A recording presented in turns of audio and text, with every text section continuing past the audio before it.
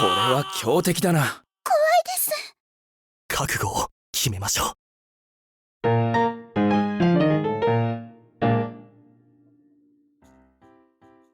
1ヶ月前に動画にした M さんの K110 が早くも壊れて修理依頼が来ました。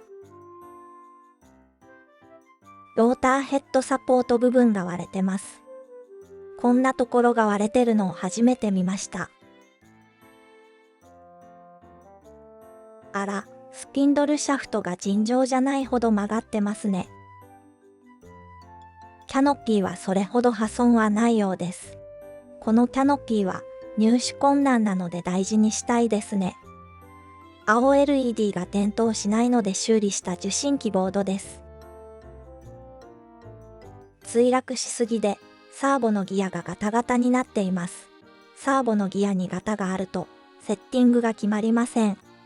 このサーボを購入するよりも K110S のサーボに交換した方が安くつきますね。バッテリーが膨らんでます。こんなバッテリーを使ってはダメです。パワーが出ないから少しの風にも流されますよ。テールパイプが裂けてます。取り替えたばかりなんですけどね。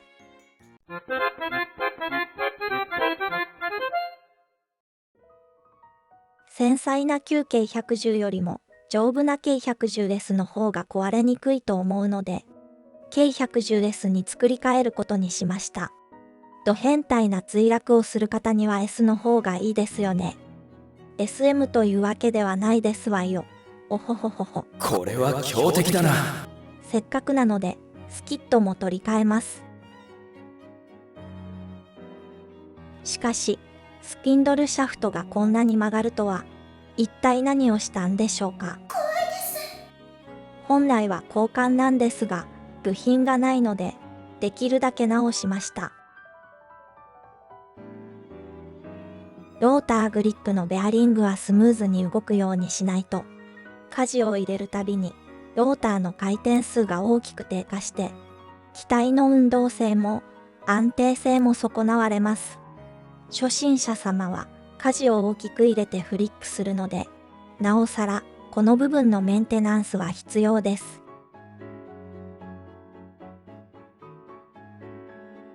K110S に作り変えるので、機体を分解します。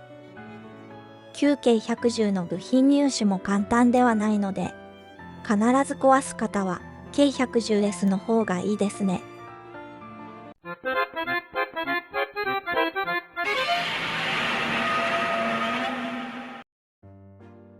まずはサーボのニュートラルを出しておいた方がいいと思います。今回使うサーボは互換サーボです。最近の K110S 標準サーボはニュートラル性がとても良く、互換サーボのニュートラル性では全く勝負になりませんが、外で 3D フライトの練習用としては互換サーボでも十分な感じです。値段的にも安いので使い分けるといいですね。受信機ボードのコネクター順にサーボのケーブルをまとめるときれいに配線できます。前のサーボが1、その後ろが2、その左側が3です。茶色のマイナス線が上に来るようにまとめるといいです。1番のサーボのケーブルが一番外に来るようにします。2番目のサーボケーブルが真ん中、3番目のサーボケーブルが内側です。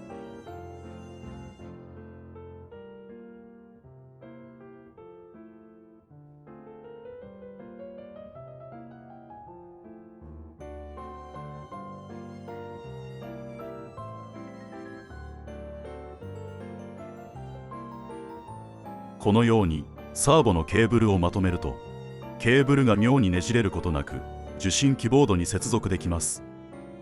サーボのケーブルは毎回同じようにまとめないと飛行時のフィーリングが微妙に違うので注意した方がいいです。あとは1番目のサーボの長いケーブルをうまくまとめて出来上がりです。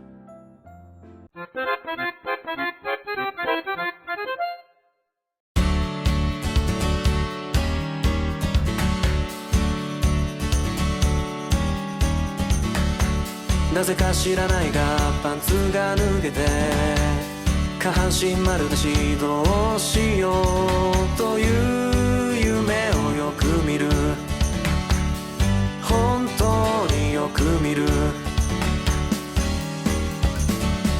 夢占いサイトにはこう書いてある。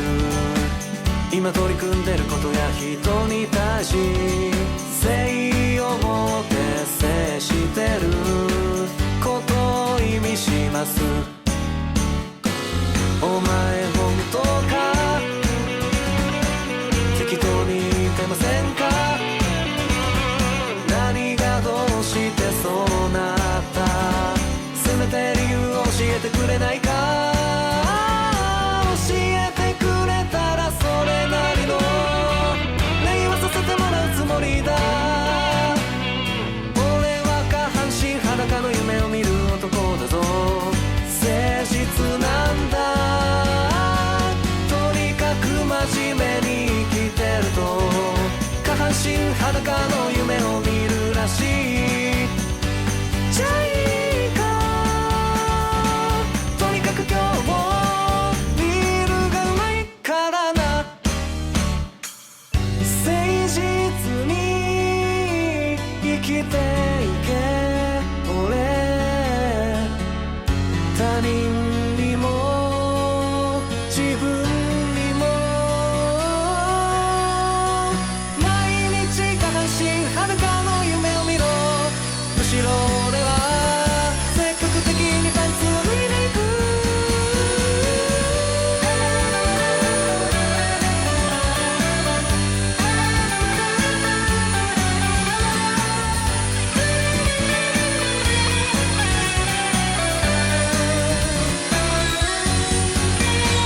とにかくそれなり真面目に生きてると下半身裸の夢を見るらしい。じゃあいいか、俺は俺なりに頑張ってる、それでいいのさ。今日もパンツを脱いでいく。下半身裸の夢を見せてくれ。俺が真剣に生きた証さ。とにかく今日もビールがうまい、それでいい。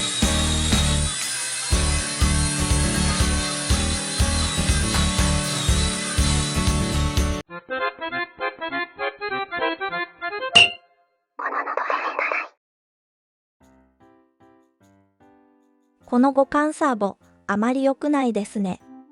2024年の6月に買ったサーボは良かったのですが、その半年後に買ったこのサーボはいまいちでした。今の標準サーボが良すぎるので、悪く感じるのかもしれないですが、ホバリングの安定性が良くないです。仕方ないので、前のサーボだけを標準サーボに交換しました。これだけでも、ホバリングの安定性がだいぶ違います。ということで、メンバーさんの機体を勝手に K110S に改造する動画でした。今回のご請求金額は、私の希望する性能に達していないので、部品代と工賃込みで3500円です。毎度ありがとうございました。